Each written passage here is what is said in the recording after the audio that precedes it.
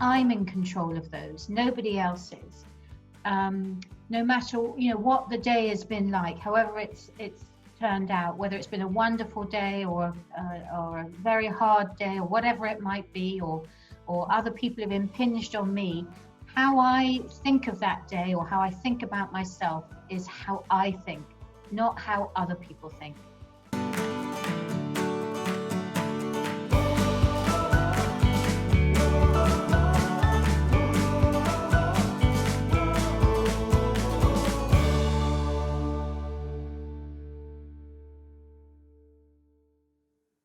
A very warm welcome to Our Spirited Life, the broadcast for women who simply will not settle. This season, we're talking about life in our third act, indeed owning our third act. And today I'm truly delighted to welcome Debbie Webber, who is a mother, wife, paediatric occupational therapist with specialism in early years feeding difficulties, and I remember those, and therapy management. Debs is also a keen gardener, and I have to say with a wonderfully cooperative and supportive husband in their beautiful garden. She's a sister, friend, my dearest friend for 50 years, and painter. And we have some stories to tell about that, but perhaps for another time. Welcome, Debbie. Thank you, Susie. It's lovely to be here. Thank you, darling. So I am intrigued, as we, having known each other for so long, are now in our third act, how your career has affected your life purpose. Gosh, I think that it's been a very strong influence on me. I think that I went to train at 18 and qualified at 21.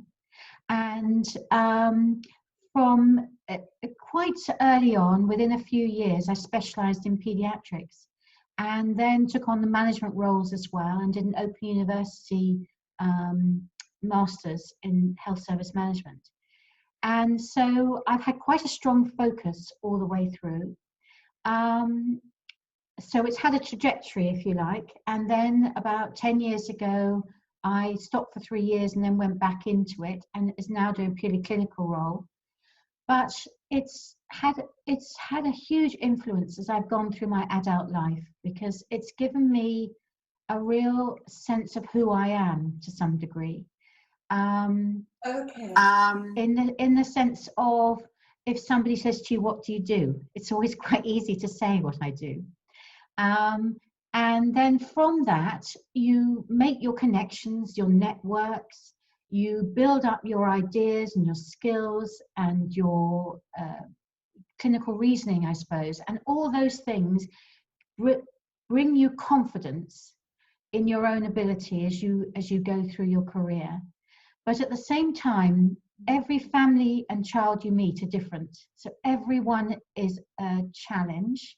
Everyone has to be thought of as an individual. And it's this wonderful thing, this career of mine, which is the combination of the science and the art.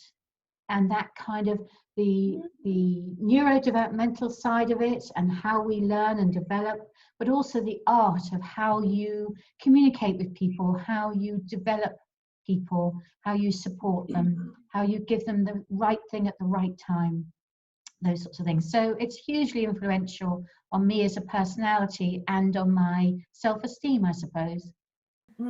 So do you think those things within your career are partly what motivates you to keep going and to keep growing? And you said, I've heard before that, of course, times have changed greatly over the last couple of decades or few decades, where you're in your working environment, and so you've had to learn as time goes on and keep up with those within the NHS. So I have constant challenges in IT because everything's non-paper based now.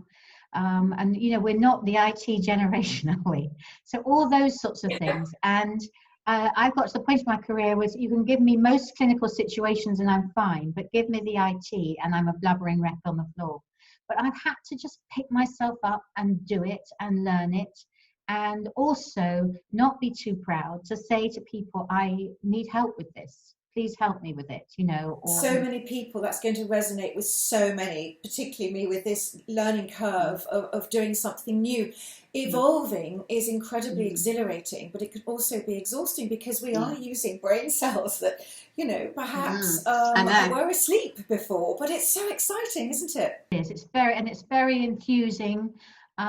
It's a balance between. I'm getting to the point where I'm thinking of retirement, really, and so I love it. I appreciate it, and I feel I've done it for a jolly good time, and I've got everything out of it. But I'm also quite excited about retiring and trying new things and pushing myself further with other things, whether they might be the kind of metaphysical thought processes that I have in my mind, or whether it's with the gardening or with painting or with just anything I do, really, just thinking about all the opportunities that are out there. I don't think it makes any difference however old you are. You can always start something new. You can always pick up on something that infuses or inspires you. And we have such a wonderful time now that everything's at our fingertips. I could literally be on my iPad all day. Do you think that refocus is a good description of what you're planning to do? Because the word retirement can sometimes have a lot of people look forward to retirement, but I think particularly our audience is not thinking about retirement. We've got so much that we want to do. We want to partly give back, but we also, it's our time now. It's time for us. You know, our children have. I think that's very true. I think it's a refocus. It's an opportunity to have the mind space to just sort of take oneself, you know, let life take you as well. Just the things that happen that, you know, you can pick up on and go forward with, that perhaps, you know, if time is short, otherwise you can't. Also, just to really try and, focus on my physical health and all those sorts of things, which I have never really done very well, to be truthful. And so I think that's quite inspiring too, really. And that sort of feeling of, I think we all like to have elements of control in our life. That leads me nicely on to asking you what you feel is the most significant impact on your well-being in recent years that's enabled you to feel that you are having a good life in the here and now. I suppose it's really the awareness that I can control my thoughts. And actually, the thoughts affect your physical well-being as well as your mental well-being. And I'm in control of those. Nobody else is. No matter, you know, what the day has been like, however it's turned out, whether it's been a wonderful day or a very hard day or whatever it might be, or other people have impinged on me, how I think of that day or how I think about myself is how I think, not how other people think. So it's about controlling thoughts of negative thoughts, and controlling negative thoughts, but also really turning everything so it's a really positive thing. And that builds up your own self-esteem.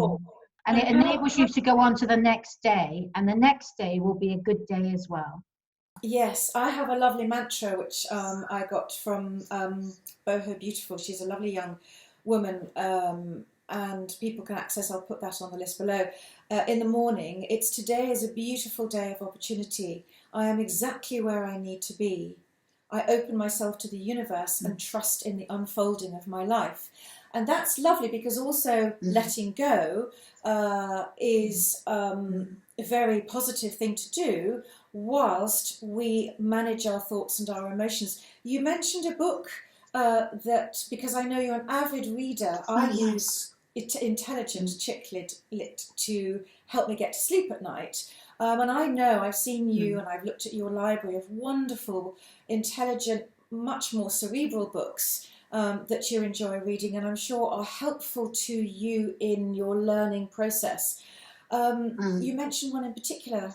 It's called The Buddha Brain, and it looks at in recent years we've had such an understanding of being with brain scanning, with genetic understanding about how we are physically made up. So the understanding of what we need as humans, if you like, and that we are sort of pre-programmed within ourselves, but actually that we can also think about the spiritual side of our lives and how that affects us in a way. So it's that combination of the two. It's the art and science again coming together, which is, I think, why I like it so very much.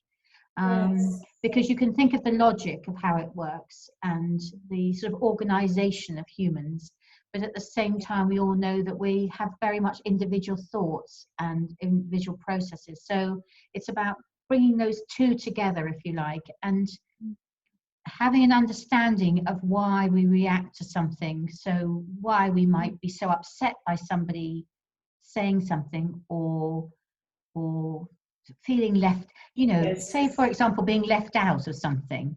Like years ago I thought, oh, I'm left out, but now I just think, oh well, I know that's because we're herd type creatures, so our first thing is that we want to be part of a group, Yeah. because that was our survival mechanism. Now I don't need to be part of a group. I can be quite capable of managing on my own. Yes. I spoke to some. Oh, by the way, I wanted to ask, have you read the book Human Givens? It's Givens. I'll put it No, I below haven't this actually. That sounds good. broadcast. I think you'd like that one. And I think our audience would as well. Belonging. Do you think as we go in our third act, as we are older and more mature in many ways, not all, our individuality matters? Because last year I was on a panel at the Cheltenham Literature Festival, and it was three of us, and we were talking that the event was called Invisible Women. And I think that as we grow older, in some respects, many women do believe that they become invisible.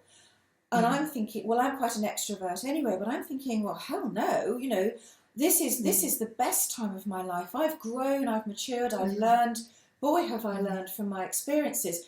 And now I'm finding my real place to be. And I want to stand up and be counted. And there are so many others of us that want to do the same. Actually, hence this broadcast. And so do you think that that process is something that only comes with age and maturity?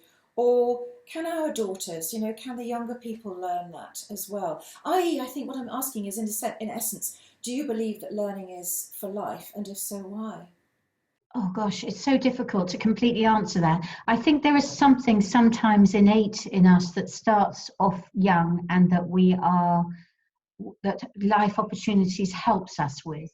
So, that kind of, if you're brought up in a family where an inquiring mind is praised, then you do it.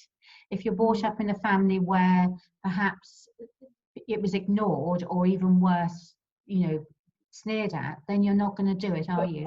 So you've got to get over some of those bits, and that with age I think will come, because you realize that there are things in life that really help you.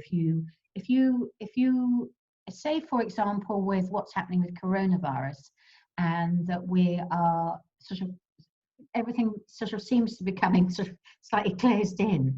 But actually, if you can manage your thoughts and manage how you are around that and be positive about it, and see it as an opportunity, then it's much easier for you. Life becomes easier. And I do think with age that comes as well. I think we do grow in confidence, but I don't know that everybody does. I think we have to work at it a bit. I don't think it's a given. It isn't a given. And I think that we grow in confidence in what we do.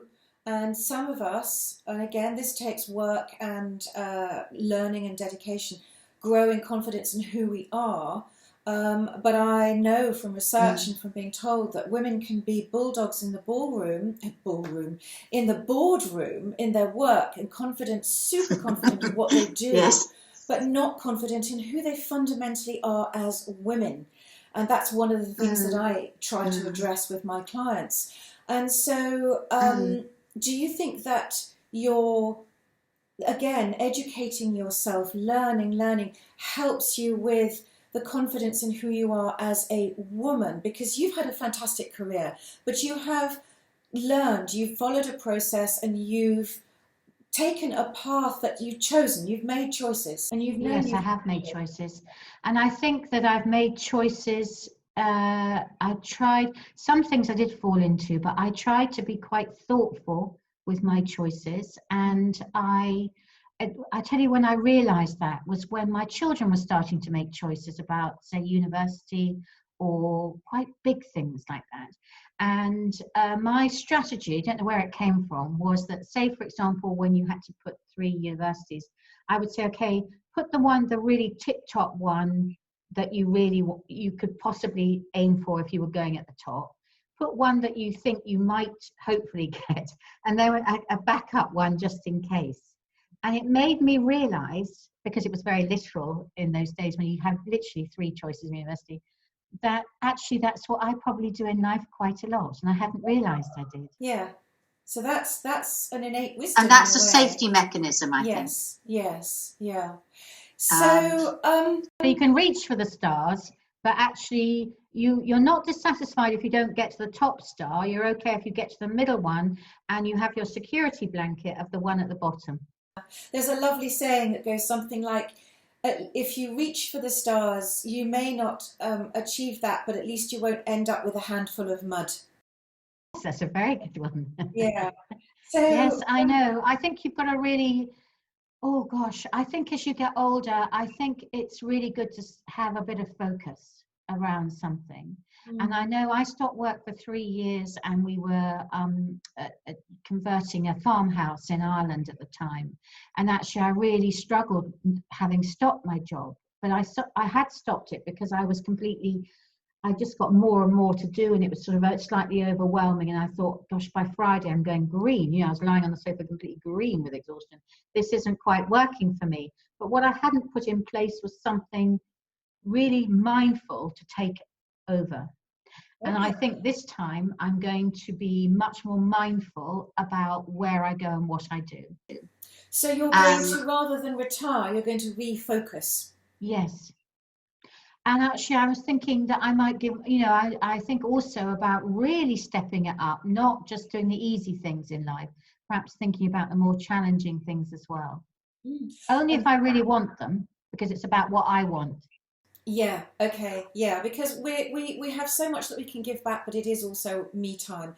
I remember something about nuns in a certain convent who, not one of them, at a great age, suffered from dementia. And it was because they kept their brain in a certain way. Again, I must look that up and put it for our audience, because it's fascinating. And you mentioned neuroscience, metaphysics. This is something that we now know about the neural pathways in our brain, and how we're going to talk about this in a minute, self-talk, and all of these things that we do. And I think that one of the things that this year has taught us is about the attitude of gratitude, and, for instance, not being so material. Well, we all love lovely things, and we want to do the best we can and achieve the best we can achieve.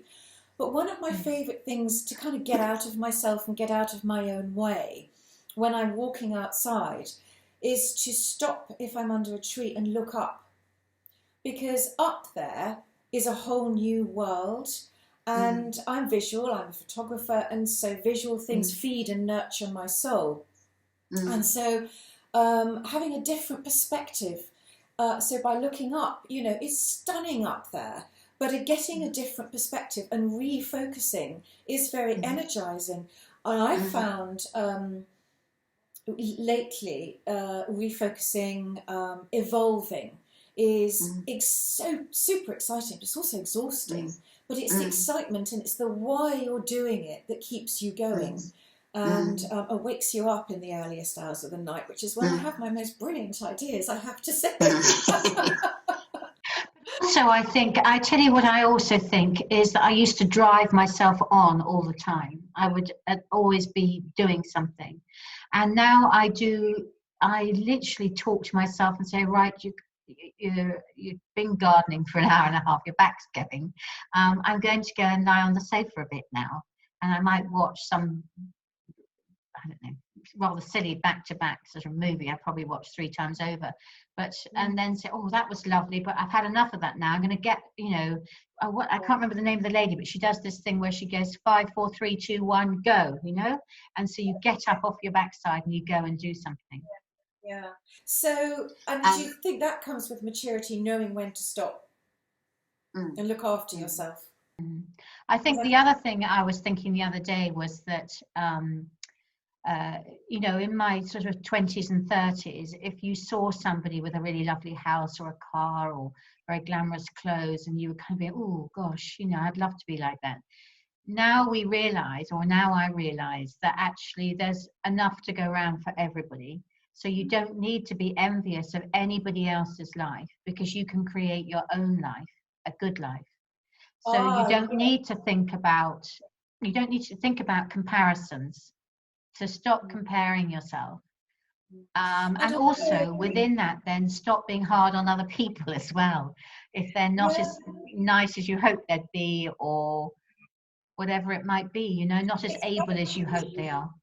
Yeah, because we can choose. We can choose to a degree when we learn to, how we think, how we respond, and also what we manifest in life, and owning our choices. And I think we get much better at doing that in our third act, in our latter years. Although I have to say that in some respects, at the age of 62, I feel wiser but younger, because the sometimes our youngsters have a lot going on, and they can't necessarily tackle that with the wisdom and maturity that we have.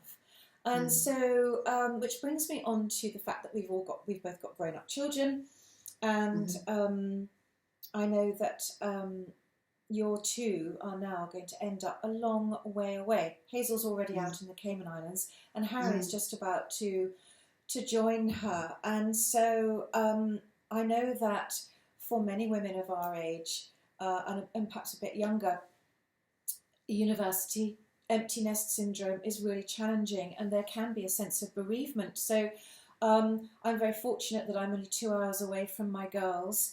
And but empty nest syndrome is a really big thing when they go off to university. So how is it for you, and how important is it for you, knowing that your grown-up children are going to be the other side of the world, for you to be owning your third act and doing your own thing and focusing on you? How does all of that feel? It's difficult, really, isn't it? Because it is a sense of bereavement. I can't belittle how much it does affect me, how much I miss Hazel already, although we, especially since the coronavirus, we've spoken every day on Skype. It's not the same though. And I do feel a sense of bereavement, and I do feel at times that because I think she's been there about 6 or 7 years now. I've lost track, it's so long. And Harry and his girlfriend Jade will also be going, and I will miss them dreadfully. I think that I just have to own it. I have to say to myself, they're going where they want to be. They live their best life. And I always used to joke and say, never educate your children beyond school age, and never tell them the world is their oyster, because otherwise they will be off and gone. And it was only ever a half joke, to be truthful, because it really is one. But I'm proud of them in a kind of maternal, lovely pride, because they're great people, and they're very capable people, and they can go off and do their own thing. And I will miss them terribly, but I cannot be selfish about it. It gives you the opportunity to go and visit the Cayman Islands sometimes. It's too hot though. Oh, it's all right. It's for about 3 months a year. That's being a bit negative, isn't it? It's for January, February, March. It's fine, but after that, the heat makes me just completely melt. Yeah. But I've still got January, February, March. Yeah. So the fact that you are I mean, we've known each other since we were at school, since we were 10. 11, Mm-hmm. and seen each other through an awful lot during those years. And I would say actually how important it is to choose quality in your friends rather than quantity. And as you get older, you know, that sort of hones down to a very, very precious number. You have been blessed from the choice that you made with your husband. And I know that each one of you has independently said of each other to me how much respect you have for each other as a partner, and how you've supported and seen each other through things. What do you think are the contributing factors to a lifelong relationship that is life enhancing and has seen you through all the challenging times to the knowing, you know, that, you know, this is going to be forever? I think, firstly, I was lucky. I was very lucky. And I think that serendipityness of life just is there. But I think that I was very blessed with really very sound parents, if you like. They'd been through the Second World War. My mother was a paediatrician. My father was a Church of England vicar. And they were very grounded. They were very giving. And they had a very... my mother had her own independent career, a bit like I've had, I suppose. And I could see the mutual respect that they had for each other. So I was brought up with that role model, and I don't think that can be made, you know, I don't think that can be undermined. So I went into meeting Con. I was only 18, but actually by the second date, I did realise he was special, because not only was he at that time, he's gone a bit seedy now, but haven't we all? He was rather gorgeous to look at. He had long hair and a beard, and wore very tight flared trousers, as you can imagine they did in those days. And he had sort of a slight Irish accent, and he was sort of rather wild, which is always very attractive, isn't it? Rather a wild-looking man. Yes, but although he looked wild, actually, when you spoke to him, we really had a very detailed conversation right from that second date about sharing things that were worrying us and concerning us. And we both felt safe in that communication. And I think that's what's gone on all the way through. So don't think for 1 minute there haven't been times when I could have easily killed him. And many times when I threatened to, you know, I had be a complete drama queen and threatened goodness knows what else. But he's always been there for me if ever there was any issue, always. And he's got a very kind heart, and he does always think the best of people. And I think, and he, instead of dragging me down, he would always build me up. And that's very life enhancing. And so probably a lot of my confidence comes from him as much as from me. That's wonderful. Well, you know, I adore you both to bits. And your wisdom is very special. And I'd like you, please, to tell our audience 3 top tips that you feel have seen you through and take you forward. It's a very good question to ask me, because it really made me focus on how I manage with life, really, and the things that are the sort of underpins that keep me going. And I suppose number 1 is that I speak to myself as my best friend. So I say to myself, you're doing well. My father, when he went into a home at the end of his life, he died at 95. But I realized when I visited him each day that as I left, he would say, you're doing so well, darling, you're doing so well. And that was always his leaving words as I left. And when he died, one of the things that came to me was that, gosh, who's telling me that now? And I realized I needed to tell myself. And it's really, really wonderful. And so I say it like I can hear him saying it to me now as we're speaking. But it is that kind of being kind to yourself, not finding fault with yourself all the time. It's such an important thing. And we can be our own autonomous beings. We don't need to rely. Of course, I rely on my family and all these sorts of things and their nurturingness. But I also know within myself, I don't need completely to rely on them.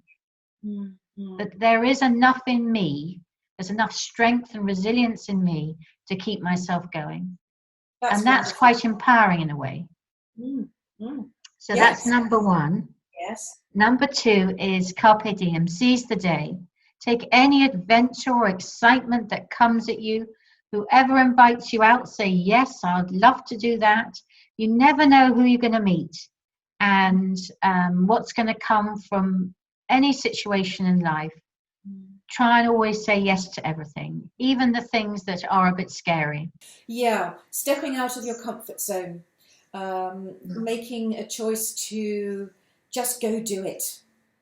I suppose one of the things years ago when I learned to ski when I was 39.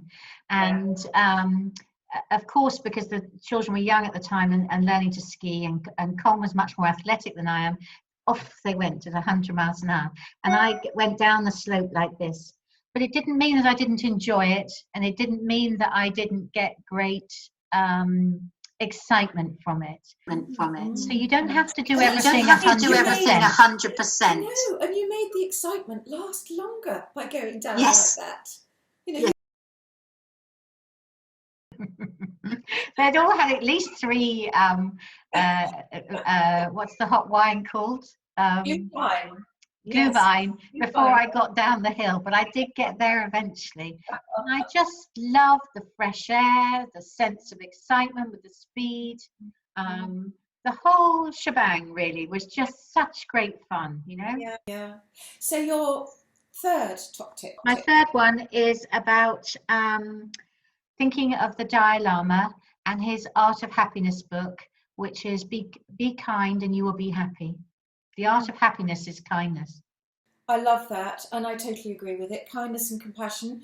Sometimes it's hard, but if you can approach everything, including yourself, with kindness and compassion, it does really change lives. And so, it changes your life, really. It's about how you are being happy. Yes, I heard on the radio that if the serotonin levels in the giver of a gift are greater than the recipient of the gift. Oh yes, I can well imagine that. It is. I'm a giver. I love giving, but I also love receiving. And I think there's a balance, isn't there? But that leads me nicely on to the song that you have chosen that uplifts, empowers, or moves you. And I know you've chosen something not necessarily beaty and dancey, but something that means a lot to you. So can you tell us what that is, please? I've chosen Mark Knopfler and Emmylou Harris. And it's a kind of country song, which I'm not really into because I'm more of an old rocker in a way. But it's Beyond My Wildest Dreams. Okay. And he, of course, they have a lovely, tuneful duet together. But he has this slightly gravelly, very sexy voice, and which also helps, doesn't it? But it's also about thinking about not just about, it's about many layers in life, and about how fortunate I have been with the life that I've had. So the relationship of my husband all this time, my children, also just within the resilience within myself, that beyond my wildest dreams, I've had a great life.